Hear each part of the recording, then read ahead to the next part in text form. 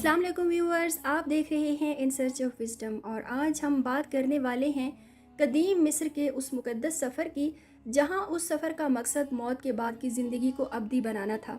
जी, Holi pilgrimage या मुक़द्दस सफ़र सिर्फ इस्लाम तक ही महदूद नहीं है, बल्कि आज भी बहुत से मज़ाहिब ऐसे हैं जो कि मुक़द्दस सफ़र ज़िंदगी में एक बार ज़रूर करते हैं, यानी हज पर ज़िंदगी में एक बार ज़रूर जाते हैं। जैसे मुसलमान मक्का की तरफ पूरी दुनिया से इकट्ठे होकर हज के मौका पर जमा होते हैं, यहूदी पूरी दुनिया से इकट्ठे होकर दीवार गिरिया की तरफ सफ़र करते हैं, और ईसाई पूरी दुनिया से इकट्ठे होकर चर्च ऑफ होली सैपल कर यरूशलेम में आते हैं।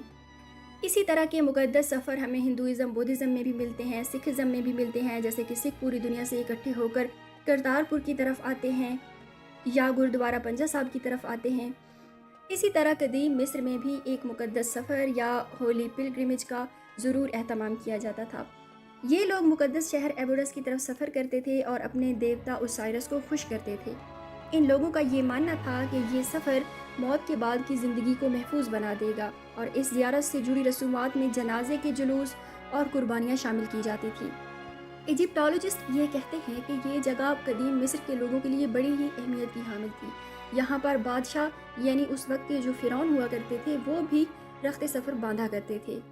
एबोडस का मकाम बड़ा मजहबी मरकज़ हुआ करता था जो कि सिर्फ देवता ओसाइरस के लिए वक्फ था, जिसे कदीम मिस्री ज़माने में मौत के बाद की ज़िंदगी का खुदा माना जाता था। एबोडस की इब्तदा मिस्र के पहले शाही ख़ानदान के टाइम से हुई थी, और उसी ज़माने में इस जगह को मजहबी मुकाम की हैसियत दे दी गई थी।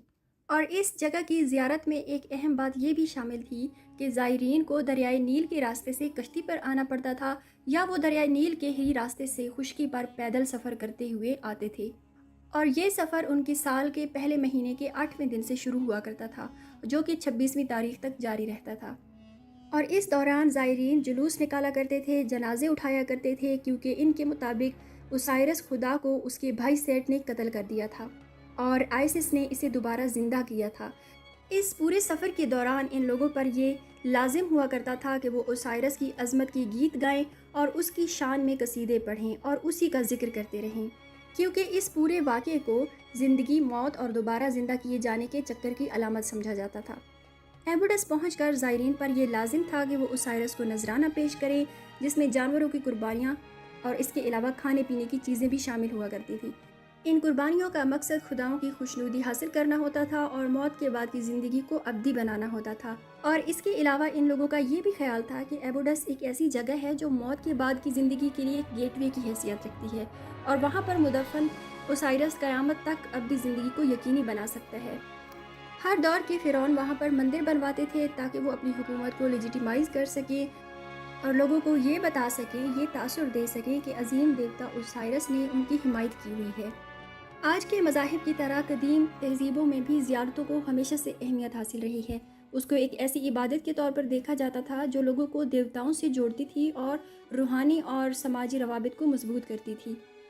इसलिए मुक़द्दस मुकामात की तरफ सफ़र हर तहज़ीब के मज़हबी अकायद को ज़ाहिर करता है।